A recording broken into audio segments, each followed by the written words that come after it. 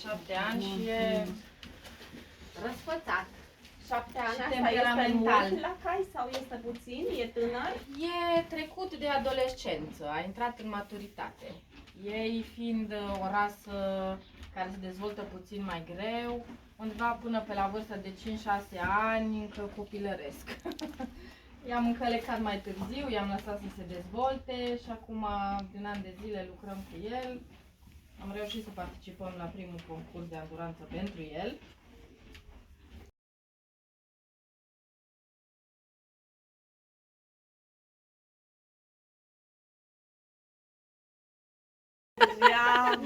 Zâmbește cu buzele toate. Spectaculos! Damascus, iată, ne-a salutat, cred că pe toți astăzi, a făcut un mic spectacol pentru noi. Ieri a fost și o zi specială pentru el, pentru că ne place foarte mult și înălțimea și ce transmite el genetic. Am împerecheat o iapă de-a noastră cu el.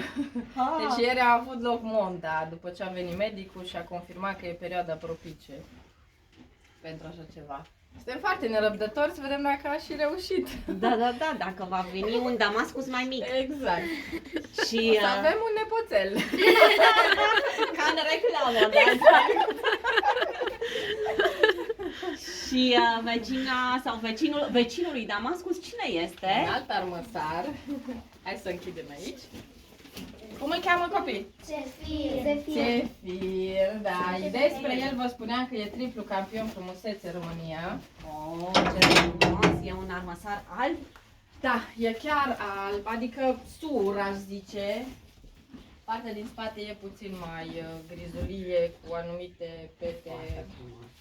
Da. El e cum ar veni standardul rasei.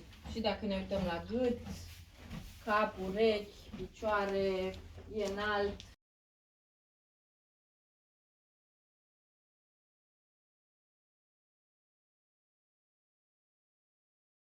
Alt loc din fermă? Da. Unde am putea să ne îndreptăm? Mai avem grajdul vecin, unde sunt iepele care stau după anumite accidentări, mai ușoare sau mai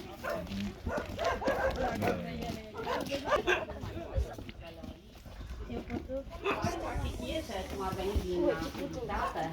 ai noștri, cei pe care îi iubim, majoritatea, adică pe toți iubim foarte mult. Dar zilea, de exemplu, dacă ne operam, și altă variantă era să o eutanasiem. Și atunci am făcut un efort, am reușit să operăm și va fi mămică pentru viitorii mânși. Dacă ea fi tot de pur sânge arab, genetica ne permite, poate să poarte sarcini și să aibă grijă de puiuți.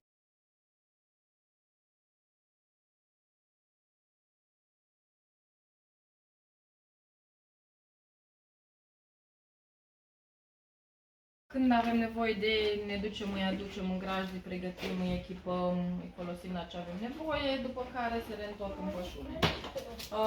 Pentru mine asta înseamnă că ei trăiesc într-un mediu cât mai aproape de mediul lor natural.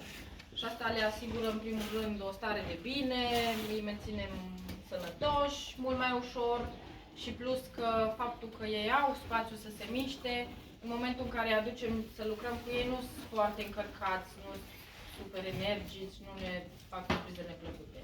Că ei au cum ar veni un consumat de antrenament, da. Înainte de antrenament ei... Da. Câți cai sunt pe fapt, pe total? Avem vreo 25 acum, da. Și noi îi separăm. În pășunia mare există cai adulți care deja lucrează sau participă la concurs. Și mai avem o pășune mică în care avem tineretul, mânjii și cai care încă nu sunt împerecați. Au început să se lucreze. Cum a pornit ideea asta de business cu cai? Da, eram în 2019 când am interacționat și eu cu caii. Am avut atunci un cal, după care am mai cumpărat 2-3. Fiind început de pandemie, în vara lui 2020, nu prea aveai ce să facem și am mai chemat câțiva prieteni să ne relaționăm cu noi, le-am făcut foarte multe șiri de călare și unul dintre ei, având atunci un business închis datorită pandemiei, avea foarte multă energie și nu avea unde să-și o folosească, și resurse, și echipă de promovare, și de toate.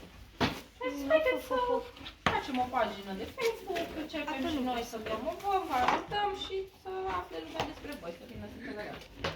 Și în 2020, în 1 iunie, am făcut primul eveniment pentru copii, deci cu publicul. Am făcut plimbări călare în manej și cred că m-am făcut 60 de copii atunci. Că efectiv nu aveai ce să faci, era totul rezervat pe activitățile de în aer liber, de exterior. Și atunci am zis ok, am mai cumpărat câteva căluți și tot așa numărul lor a crescut. Noi ne-am diversificat activitatea, ne-am orientat către ambulanță ca sport de performanță pentru că pune accent pe respect față de cal. Sunt 3 probe veterinare de care trebuie să treci dacă participi la concurs. Și cumva s-au adunat în jurul nostru oameni pasionați, copii care vor să aibă stilul acesta de viață și să participe la concursuri și ne-am ajuns aici. Ți-a ajuns, iată, și la tabărele de vară, pentru că este vacanță și copiii au posibilitatea să vină aici și să-și petreacă o bună parte din zilele de vacanță alături de căluți. Da, sunt foarte mulți copii pasionați. Eu cred că te naști cumva cu pasiunea asta pentru cal. În special fetițe avem foarte multe, care își doresc să stea toată ziua în preajma cailor, învață foarte repede, sunt curioase, interesate, să se implice, să participe. Le și vedeți. Da, sunt la treabă, acum văd că l-aranjează. Peria în mânuță. Da, aranjează căluța aici. Curăță, da. E un ritual zilnic, bănuiesc. Eu sunt foarte încântată că e tot mai mare interesul către această zonă și cumva le putem oferi copiilor și o alternativă. Da, știu, avem jocuri video, telefoane, gadgeturi, tot felul de alte lucruri distractive, dar se poate trăi o viață în natură, aproape de animale, foarte frumos, care te ajută să te și dezvolți armonios. Călăria dezvoltă toate grupele musculare, plus îți dezvoltă încrederea în sine, capacitatea de a te concentra, trebuie să fii perseverent, trebuie să fii hotărât în preajma calului, nu poți să fii fals. Deci asta, calul simte orice. Iată, la tabăra de vară de la căluți, copiii învață de la A la Z oarecum cum să îngrijești calul, cum să te comporți cu el și până la urmă chiar și să călărești calul. Da, da, învață tot ce înseamnă ca și proprietar de cal, trebuie să știi cum îl întreții să fie sănătos, cum îl cureți, care sunt condițiile în care trebuie ținut, care e echipamentul potrivit, ABC-ul pentru călăreți, care sunt pozițiile corecte pe cal, cum îl manevrezi corect, fără să fie agresat sau deranjat, cum înveți să faci o echipă cu calul și toate acestea sunt destul de complexe, au fiecare particularități care lucrând, de-aia mie îmi place că vin 5 zile, în 5 zile la final chiar pleacă cu un bagaj de cunoștințe destul de bogat. Adică pot să zică că știu unele chestii particulare despre cai pe care n-avea cum să le afle altfel. Doar stând, punând mâna pe cal, lucrând în fiecare zi.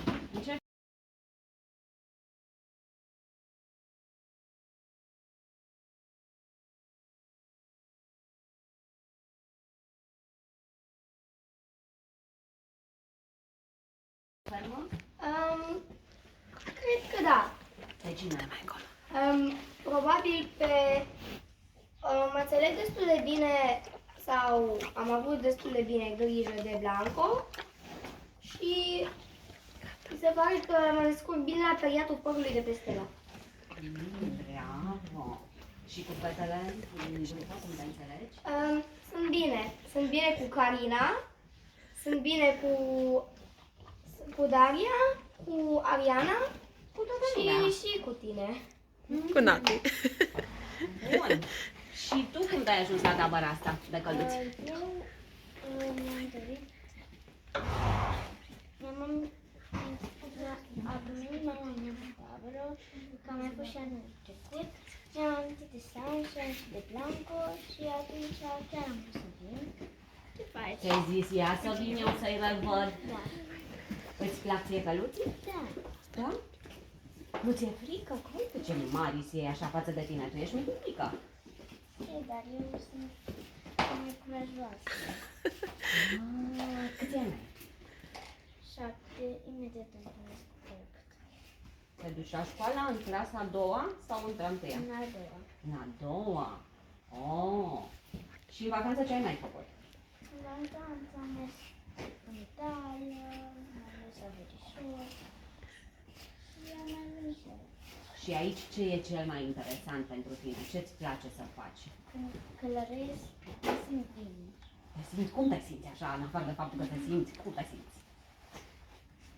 Păi mă simt bine că stau pe cal și știu că nu va fi. Și ești curajoasă așa? Hmm? Da. Și voi, haideți încoace cele care n-ați vorbit. Carina, tu de când vii la căluți? Păi, mama frată nu aici ținea taberele, dar am început să călăresc la 3 ani. Și am ajuns aici pentru că mama ține taberele, una dintre organizatoarele taberei. Tu ești avantajată, oare? Da. Mhm. Și cum e cu relația ta cu căluții ăștia de aici, din fermă? Păi, sper că și ei mă plac, pentru că eu îi iubesc foarte tare. Ai un preferat? Am putea spune că Raven și Pony, adică Sunshine. Sunshine nu e un cal, de fapt e un ponei, dar aici îi spunem Pony, Sunshine, Sunshine. La Tot felul, limitație, da. tot soiul de moduri. Mhm. Și pe tine te bate gândul să te duci la concursuri? Da, dar încă trebuie să mă antrenez foarte tare, pentru că am și lipsit 2 luni și acum, acum ziua asta ar trebui să am antrenament, dar să vedem dacă o să ploaie, atunci nu. Da. Poate că va veni și soarele, că așa e vara. Mai plouă, mai vine soarele. Dar dintre muncile astea pe care voi le faceți în fiecare zi aici, ce ți se pare cel mai greu? Păi, că trebuie să curățăm copitele, uneori îți prea greu copitele și eu nu pot le țin până curăț copitele și uneori trebuie să mă ajute și Sara sau altcineva. Păi, foarte bine, există spiritul de echipă aici, înțeleg. Da, Cineva ține și altcineva curăță, nu? da. Hmm. Bun. Hai, fete, cine n-a vorbit și vrea să vorbească, nu e obligatoriu. Nu e obligatoriu, ma dacă vrei. E curaj, curaj. Curaj. Tu cine ești? Dar, Daria, câți ani ai? 10. Și astăzi ce ai făcut cu căluții? Ai făcut ceva? Încă nu. Dar ce urmează să faci? Să-i aducem din din pășune. Da. Îi aduceți din pășune și ce se întâmplă? Îi curățăm, după aceea echipăm și mergem să-i călărim. Și cum e așa când te urci tu pe căluț? Ușor. Ușor? Nu ți-e frică? Uneori. De ce ți-e frică? Ai căzut vreodată? Nu. Nu? Nu te arunca niciodată căluțul. Te-ai împrietenit foarte bine cu el. Da. Care e căluțul tău preferat? Îi îmi plac aproape toți. E pentru prima dată când vii la tabără? A doua.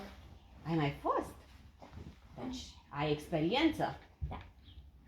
Și te-ai gândit tu să vii și anul acesta? Da. Bravo! Și tu? Eu sunt Ariana. Tu ești Ariana și Ariana, văd că ești cu peria în mână. Ce ai făcut tu cu peria? Păi am periat calul. Da? A stat calul să-l perii? Da. I-a plăcut? E așa ca și o mângâiere perierea, nu? E neapărat nevoie să periem calul? Da. De ce? Că atunci lana se face așa frumos într-un loc și ia păr. Da, se curăță și blana arată lucioasă, frumoasă. Și în fiecare zi peri calul? Da. E un cal pe care îl peri mai des? Adică e preferatul tău? Stella. Stella? Stella e periată tot timpul. Arată bine tot timpul, ca o domnișoară. Nu aranjată. Da.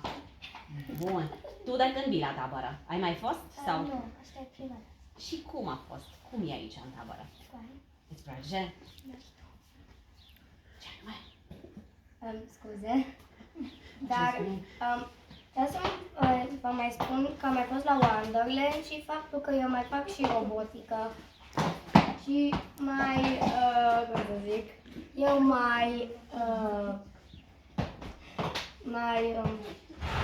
dacă tot e vorba de călărit pe cai, e mai greu la coborâre dacă calul e mai mare. Dar la urcare nu-i greu. Nu? Dar la coborâre de ce e așa de greu? Pentru că aluneci un pic pe burta calului. Aha, deci este o tehnică, nu ne dăm jos așa, hopa, hopa. Nu. Nu? Așa faci. Te pui așa pe burtă, după aia dai piciorul așa, după aia lași pe celălalt și cam te duci. Și când te urci, cum te urci?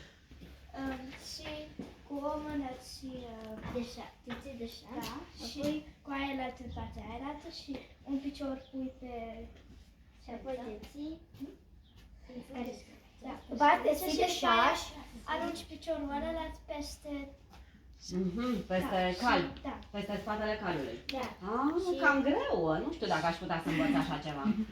Încă un lucru ca să știi. Astăzi o să călăresc singură pe Blanco, da. Asta e o chestie mare, nu? Nu, pentru că Blanco nu merge prea repede, pentru că e bătrân. Are 20 de ani. Blanco, drăguțul de el. Să ai grijă de el, dacă totuși e bătrân. Da. Oh, De genul ce trebuie să-i dăm picioare. Mai săracu, și așa, loviți cu picioarele ca să meargă? Deci ce facem când vrea să meargă? Are șaua. Deci nu-l doare. Da. Ăsta e un semn pentru el, lovitul Da. cu picioarele, ca să se ducă, să se miște. Ce semne mai sunt pe care le-ați învățat și calul le știe și le execută? Dacă vrei să mergi la stânga, tragi aici și mâna stânga un pic și la Adică dreapta, tragi de așa. ham? Da, așa, da. Aha, da. Și atunci el merge în direcția aia și dacă vrei să meargă în cealaltă parte, tot așa e. Invers. Și Și când vrei să-l oprești, ce fac? Când vreau să opresc calul? Trag de ambele hamuri? Da. Aha. Iată că uite, de ce am luat și eu câteva lecții de călărie de la voi.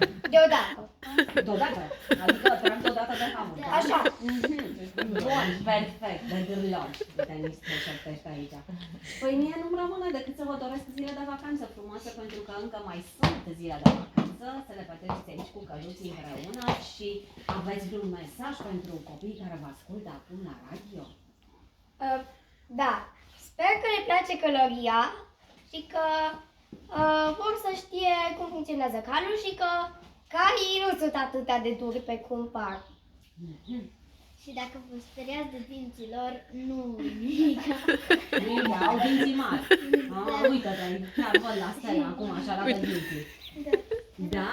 Și tu ce mesaj ai? Dacă îți place să călărești, hai să călărești, că e foarte fain. Hai să călăriți că e foarte fain. La fel. La fel. Sara, tu ai un mesaj pentru ascultătorii noștri? Acum nu mă gândesc decât să nu mă fi frică de cai, pentru că caii sunt la fel ca oamenii, sunt foarte iubitoși și sunt unelte și vă simt și sunt foarte simpatici. Carina, tu vrei să le zici ceva ascultătorilor? Iubiți tare caii, pentru că sunt foarte drăguți. Uite, Stella, aici dăm publică. Bravo! Na, mersi tare mult, fete. Cu cine a stat de vorbă? Mai am o informație. Așa. Dinții calului se termină undeva în jurul obrazului sau a fălcii. Cam pe acolo, da. Ce maxilari imense are! Da, îi place lui să mănânce lucernă multe Da. și să rumege. Și este și erbivor. Dacă îi cresc colți la dinți, te o tăiați. Asta e bine de știut, care doar. Da. Uite ce informații interesante. Foarte bine. Cu cine a stat de vorbă? Daria, Mara. Daria, Carina. Ariana. Sara. și alături aici. Oana, Pop, îmi pare foarte bine că vă avem Și aici eu. alături de noi. Și eu mă bucur, iată, plec cu tolba plină de informații astăzi de la voi și le spun tuturor ascultătorilor noștri, veniți la Căluț pentru că e foarte interesant și pe lângă faptul că, iată, înveți o grămadă de lucruri interesante, poți să-ți petreci timpul într-un mod relaxant, plăcut aici pe dealuri. Da, noi cei de la Revolution Outdoors vă așteptăm în rezervația Valea Funațelor, e foarte aproape și avem căluți blânzi și potriviți pentru orice persoană. Chiar și adulții pot să vină și să-și petreacă Da, chiar avem ieșiri călare, o oră jumătate, putem admira peisajele, Clujul de sus, toate florile care ne înconjoară. E chiar fascinant. Mie îmi place foarte mult când vin oamenii și se dau jos de pe cal cu un zâmbet larg pe buze. Bun, mersi tare mult!